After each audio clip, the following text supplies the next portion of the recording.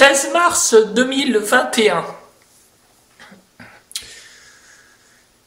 Est-ce que Onfray se zémourise? Ce Michel Onfray est passé il n'y a pas longtemps sur une émission de France 2 pour faire une pub sur la sortie de son livre que je n'irai pas acheter.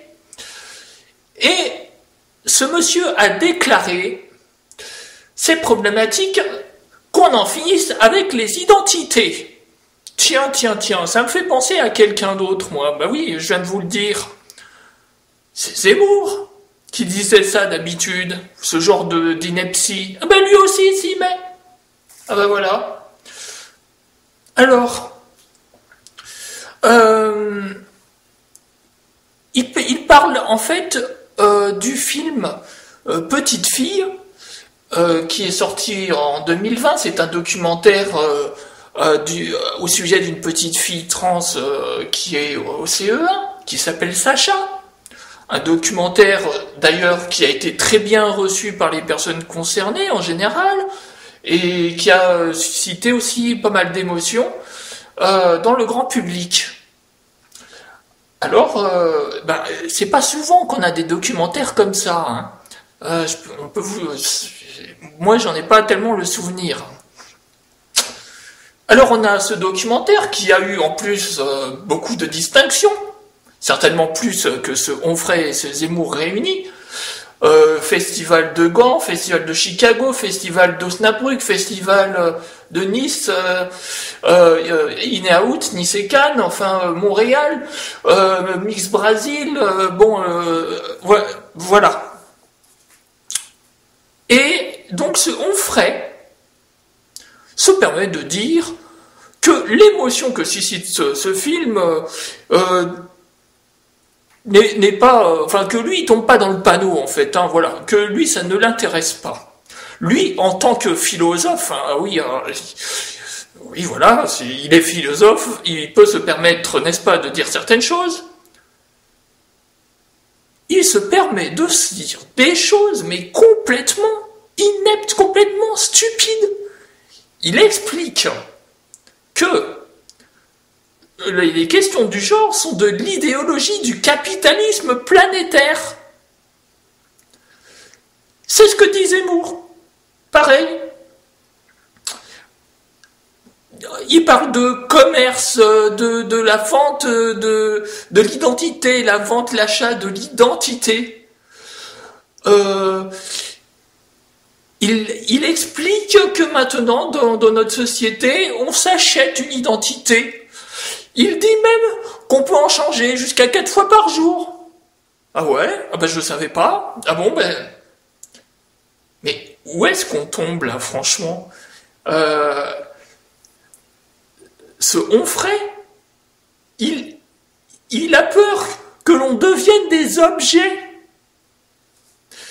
que l'on ait des identités interchangeables. Ce sont ces termes.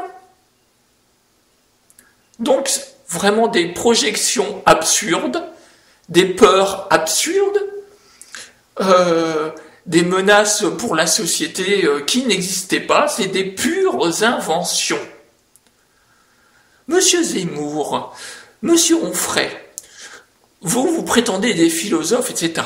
Mais franchement, vous avez certainement un bagage de connaissances au moins 10 fois plus étendu que le mien, mais moi, au moins, quand il y a un sujet que je ne connais pas, j'en parle pas. Et vous feriez mieux de faire exactement la même chose. Vous êtes en train de patauger dans des idées, mais vraiment, que n'importe quel abruti arriéré aurait exactement la même chose, sauf que vous enrobez ça de verbiage et de vocabulaire. Mais c'est exactement la même chose. Vous reliez à ça aussi avec le transhumanisme. Et vous êtes contre le transhumanisme. Mais est-ce que vous savez ce que c'est, au moins, le transhumanisme?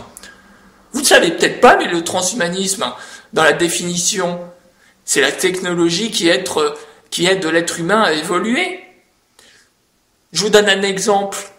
Les personnes qui perdent un membre, ils sont très, très contents de retrouver des prothèses performantes. Ça, c'est le transhumanisme. Et vous êtes contre ça. Vous mélangez tout, du coup. Voilà, les questions d'identité, les questions de transhumanisme. Pour vous, c'est la même chose, vous faites même pas la distinction. C'est n'importe quoi. En passant, on apprend aussi que vous êtes contre la GPA. Bon, d'accord. Bon, pas comme Zemmour, hein. Mais finalement, alors du coup, qu'est-ce qui vous prend de marcher sur ces plates-bandes à ce Zemmour? Bah, vous faites copain-copain avec lui, oui, depuis une émission assez récente, j'ai vu, hein. J'ai vu, alors là, aucune polémique entre vous deux, hein. C'est blanc bonnet, bonnet blanc, hein. Bonnet blanc, j'ai l'impression. Et pourquoi tout ça? Est-ce qu'il y a des idées électorales derrière tout ça? Hein, on sait ce qui se passe l'année prochaine. Il y a des bruits par rapport aux candidatures de Zemmour. Est-ce que vous voulez faire candidature aussi en essayant de récupérer un électorat son électorat, Zemmour, là? Vous essayez de le récupérer en ayant le même discours? C'est ça un peu le but? Enfin bref, les idées rétrogrades en ce moment, ça marche très bien. Et elles sont largement médiatisées. Ça, je peux vous le dire. Et pendant que je parle, il y a encore d'autres émissions qui sortent à ce sujet-là. Voilà. Mais à quoi ça sert de s'en prendre à des minorités comme les nôtres? Mais qu'est-ce que vous allez gagner? Ah ben c'est sûr, ça mange pas de pain. Ah c'est sûr que vous n'aurez pas de retour de bâton, que vous n'allez pas vous faire sanctionner parce qu'il n'y a pas de lobby qui va nous défendre, hein, contrairement à ce que vous prétendez. Il n'y a pas de lobby LGBT. Hein, il est bien trop faible. Alors allez-y, continuez de diffuser vos idées complètement arriérées. Voilà, vous ne prenez aucun risque. Voilà. Et est-ce que il va aussi, on ferait du coup s'amuser à faire de l'anti-islamisme primaire là? Il va s'amuser peut-être à ça aussi du coup. Hein, on verra. Moi maintenant, enfin. Disons qu'entre les deux, je pensais que Onfray avait un peu plus de recul mais en fait, je m'aperçois qu'il peut très bien avoir des propos complètement radicaux et même haineux, hein, je dirais. Hein. Là, on va dans l'exclusion, on va dans la xénophobie à fond, quoi. Voilà. Allez, je vous dis à bientôt. Au revoir. Excusez-moi, je suis énervé. Je fais ça à chaud. Au revoir.